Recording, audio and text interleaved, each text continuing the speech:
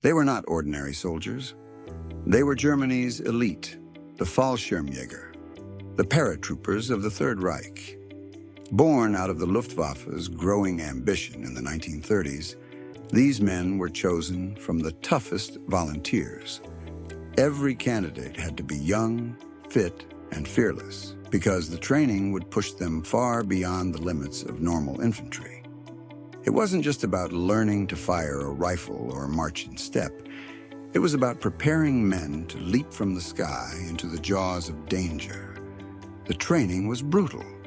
Recruits were hurled through endless drills, live fire exercises, obstacle courses, and close-quarters combat that demanded total aggression. They jumped from towers, practiced landings again and again, and learned how to master their fear of the void. Each man was expected to carry not only weapons, but the crushing mental weight of knowing that once they leapt from an aircraft, there was no retreat. Even in training, accidents were common. Broken bones, twisted spines, and parachute failures claimed lives before the war even began. Only those who endured were granted the honor of wearing the Paratroopers badge. But it wasn't just toughness that set them apart. It was their spirit. They cultivated a brotherhood so strong that men would willingly risk everything for the comrade beside them. This bond was forged not just in hardship, but in shared pride. They saw themselves as more than soldiers. They were shock troops, warriors who would strike fear by descending from the sky where no enemy expected them. The Fallschirmjäger developed a unique culture. Their uniforms bore distinctive jump smocks and helmets, symbols that marked them as different from the ordinary Wehrmacht. They carried compact weapons designed for airborne use, like the MP-40 submachine gun, and their doctrine emphasized speed, surprise, and ruthless aggression. To the German public, they were a source of fascination and pride, an image of daring modern warfare. To the men themselves, it was a burden. They knew that being elite meant being sent into the worst situations, the battles where survival was never guaranteed. By 1939, the Fallschirmjäger stood ready. Hardened, disciplined, and filled with a dangerous confidence, they were Hitler's spearhead for a new kind of war. But for many of these young men, the pride of being among the elite would come at a terrible cost. For them, the war was not just about glory from the skies. It was about constant sacrifice. And for countless paratroopers, it was a one-way journey. April 1940. The Fallschirmjäger leap into war for the first time in the frozen north. Their target, Norway. The plan is bold: seize key airfields, cripple defenses, and open the way for German forces to sweep through Scandinavia. For many of these young men, it is their first time stepping from the relative safety of a training exercise into the terrifying unknown of real combat. At Fornebu airfield near Oslo, paratroopers tumble out of their Junkers transports and descend through mist and gunfire. Within minutes, they overwhelm defenders and secure the runways, an astonishing success that allows German aircraft to pour in reinforcements. Elsewhere, however, the story is much darker. In isolated drops, scattered units land directly into heavy fire. Some paratroopers are cut down in the air, their chutes collapsing in flames before they even touch the ground. Others are rounded up within hours, unable to link up with their scattered comrades. Entire companies vanish, swallowed by the unforgiving terrain and relentless enemy counterattacks. For the men who survived, the shock is sobering. Training had promised glory, but reality delivers chaos and blood. The war in Norway teaches them that being first into battle also means being the most exposed, the most vulnerable. The thrill of their early victories is overshadowed by the knowledge that airborne operations demand sacrifices, and that many of those sacrifices will never come home.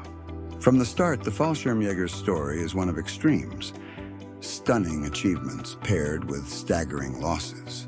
In Norway, they prove the concept of airborne warfare works, but they also learn the grim truth that would define their future. Victory for them would almost always come at a terrible price. 1 month later, May 1940, the Blitzkrieg rolls into the Low Countries, and the Fallschirmjäger are once again at the tip of the spear. Their mission: strike fast, sow confusion, and seize critical strongpoints before defenders can react. This is their moment to prove that paratroopers are not just an experiment, but a decisive weapon of modern war. At Fort Ardennes in Belgium, a handful of Fallschirmjäger make history, gliding silently in on assault gliders. Fewer than 100 men land atop what is considered the most impregnable fortress in Europe. Using shaped charges and ruthless speed, they disable the fort's guns within hours. The world is stunned. The impossible has been achieved. Across the Low Countries, Fallschirmjäger units capture bridges and choke points, opening paths for German panzers to surge forward. But the price is again horrific. In the Netherlands, transport planes carrying paratroopers are met with ferocious anti-aircraft fire. Entire formations are torn apart mid-air, with aircraft crashing in flames and men trapped inside. Those who do make it out often land among waiting enemy troops, cut down before they can regroup. Thousands are killed or captured in just a few days. The contrast is brutal. Headlines hail their daring feats at Ardennes, while casualty lists reveal the staggering cost elsewhere. For the Fallschirmjäger, the lesson is becoming painfully clear. They are shock troops, meant to achieve the impossible. But each success is bought with lives measured not in dozens, but in hundreds. Every victory echoes with the silence of men who will never march again. May 1941.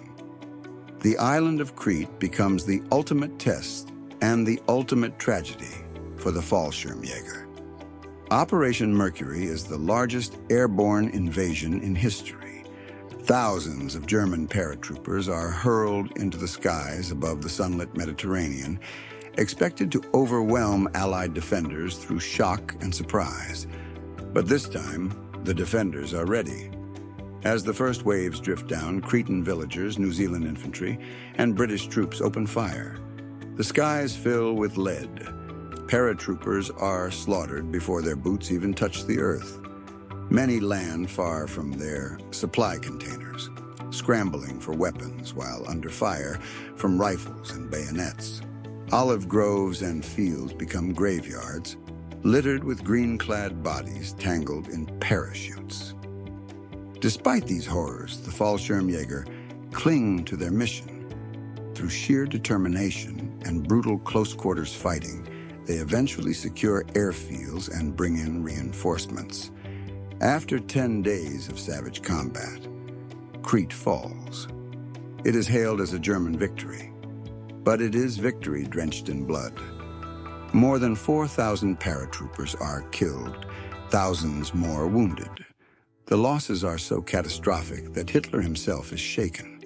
He forbids any future large-scale airborne assaults, declaring that the Fallschirmjäger are too valuable to be thrown away in such costly ventures. For the men who fought at Crete, there is no celebration. Survivors remember the screams of comrades, the fields of corpses, the unbearable sight of chutes swaying lifeless in the trees. They won the island, but at a price that forever scarred the Fallschirmjäger. Crete would stand as both their greatest triumph and their bloodiest nightmare, the battle that marked the beginning of the end for their role as true airborne troops. After Crete, the glory days of parachute drops were over. No more daring leaps from the sky. From 1942 onward, Hitler's elite paratroopers found themselves fighting not as airborne shock troops, but as regular infantry, thrown into the meat grinder of the Eastern Front. For many, it felt like being stripped of their wings. They had trained to descend from the skies, but now they slogged through mud, snow, and endless miles of steppe. The Eastern Front was unlike anything they had ever known. The distances were vast, the winters merciless, and the Soviet resistance unrelenting.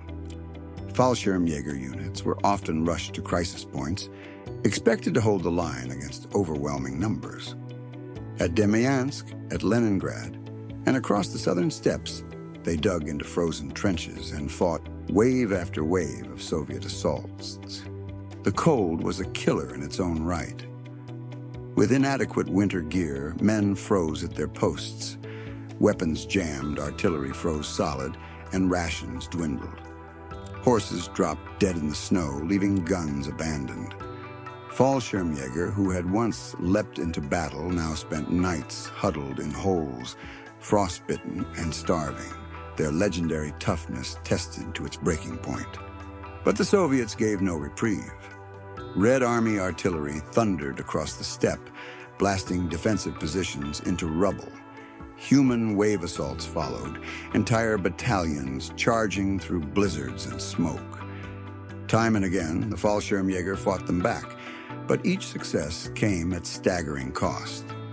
Their reputation as elite soldiers meant they were rarely pulled from the line, always expected to endure the worst.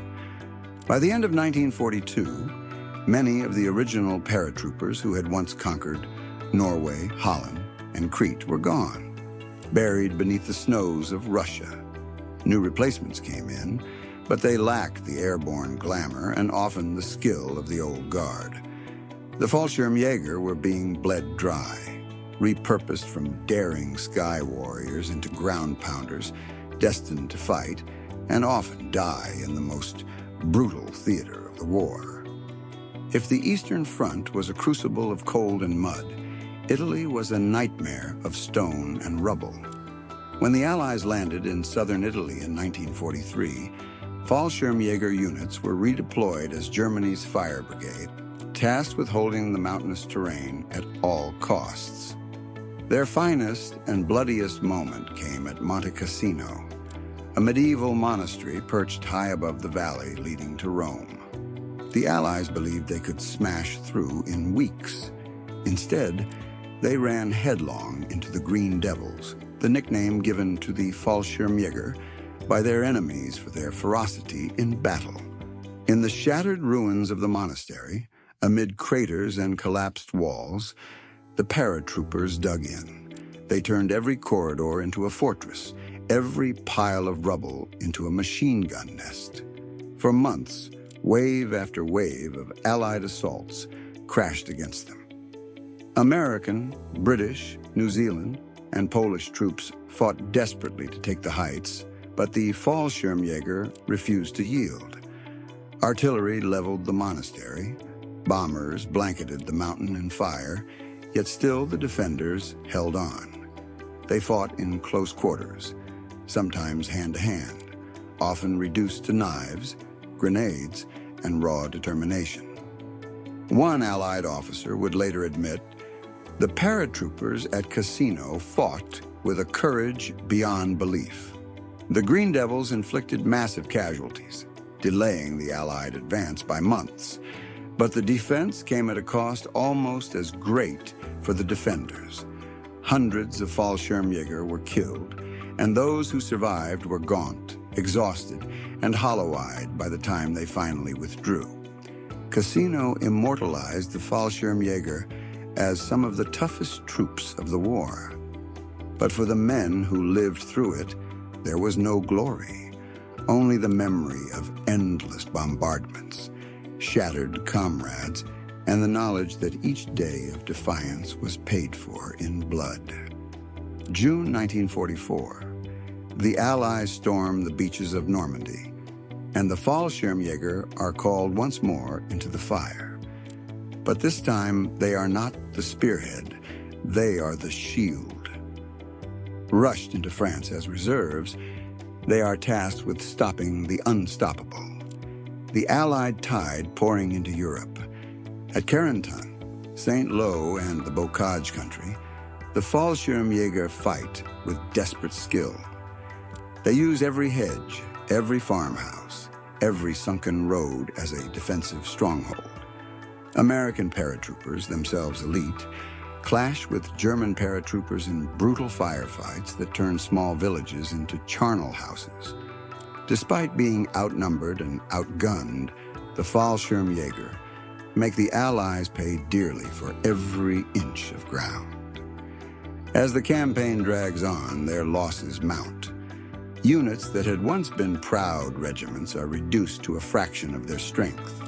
At Brest, Fallschirmjäger garrisons hold out for weeks against overwhelming American firepower, fighting until their ammunition is gone, and their positions are nothing but rubble.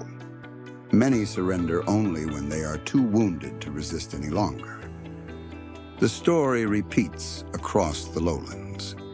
In Holland and Belgium, Fallschirmjäger divisions are thrown into the line again and again. They are no longer elite in numbers, but their reputation ensures they are always placed where the fighting is fiercest. By the autumn of 1944, entire formations are annihilated, and those who remain are little more than scattered survivors, trying to slow an enemy that grows stronger every day. Normandy and the battles that followed stripped the Fallschirmjäger of what little strength they had left. They were no longer the daring airborne pioneers of 1940. They had become weary veterans, ground down by years of sacrifice, yet still ordered to hold the line until the very end. By late 1944, Germany was crumbling. The Allies had broken through in France. The Soviets were thundering toward Berlin, and Hitler looked for one last desperate gamble. In December came the Ardennes offensive, the Battle of the Bulge. Hidden in the forests of Belgium, Germany launched its final counterattack. And at its heart, once again, were the Fallschirmjäger. This time, they were tasked with something almost impossible: one last parachute assault. Operation Stusser was meant to drop paratroopers behind Allied lines, capturing key crossroads to disrupt reinforcements.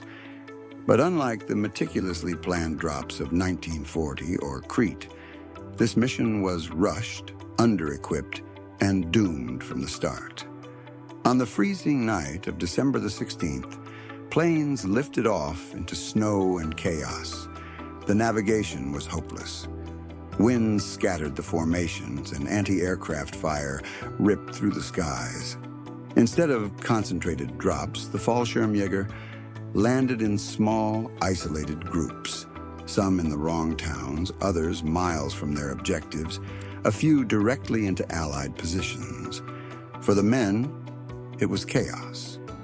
They staggered through snowdrifts in the dark, hunted by American patrols, often with little more than the gear on their backs. Some fought desperate skirmishes, others tried to regroup, but most were overwhelmed or captured within days. The operation achieved almost nothing tactically, but it cost hundreds of elite paratroopers Germany could no longer afford to lose. After the Ardennes, there would be no more large airborne missions. The Fallschirmjäger's wings had truly been clipped.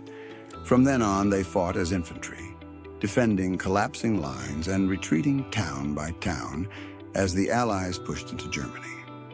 By 1945, the once proud paratroop divisions were shadows of their former selves, ragged formations made up of teenagers, exhausted veterans, and remnants of shattered units.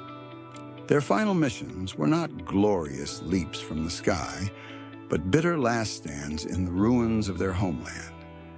Numbers can tell part of the story: tens of thousands of Fallschirmjäger killed, wounded, or captured. But the real measure of their sacrifice lies in the men themselves. Paratroopers lived and died as brothers, their bond forged through the shared ordeal of impossible missions. In the quiet moments between battles, they sang songs, traded dark jokes, and clung to the small rituals that made life bearable. But every battle left its mark. Empty bunks in the barracks were stark reminders of friends who had not returned.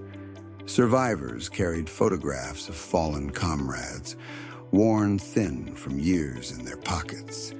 They wrote letters to families back home, often hiding the truth about what had really happened, unwilling to pass along the full horror. At Monte Cassino, one veteran remembered holding the hand of a dying friend who whispered, "Tell my wife I fought until the end." On the Eastern Front, paratroopers huddled together in snow-choked foxholes, sharing the last scraps of food and vowing not to abandon each other. When one was wounded, the others carried him out, even under fire, even when it meant risking their own lives. The bond was absolute. Yet alongside the camaraderie was the crushing grief. Many Fallschirmjäger spoke later of the survivors' guilt they carried for decades. The haunting question, why did I make it back when so many did not? Some drowned it in silence, others shared stories only late in life, but for all, the scars never truly faded.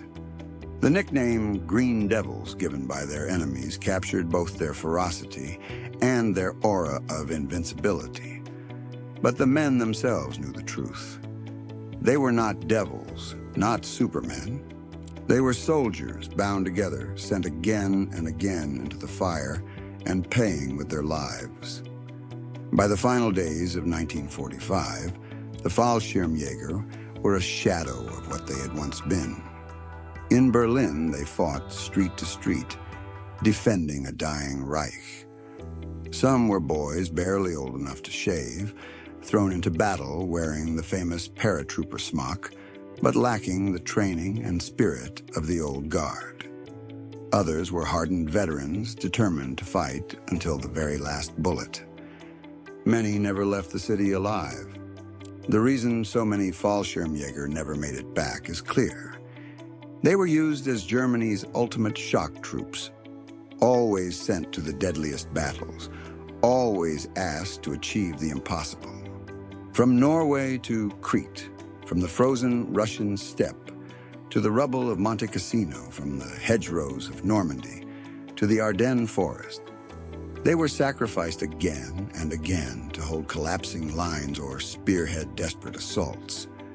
Their reputation as elite troops was both their pride and their curse. By war's end, tens of thousands lay buried in fields across Europe. Their cemeteries stretch from the cliffs of Crete to the forests of Russia, from Italian hillsides to German soil itself. The Fallschirmjäger became symbols of both courage and tragedy, respected by their enemies, mourned by their families, remembered as men who fought not just with skill, but with relentless determination.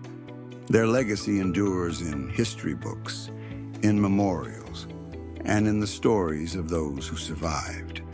For every daring victory, there was a cost measured in blood. For every battlefield where they held the line, there was a generation of young men who never returned home. The Fallschirmjäger's story is one of valor, sacrifice, and sorrow, a reminder that even the fiercest warriors cannot escape the weight of war.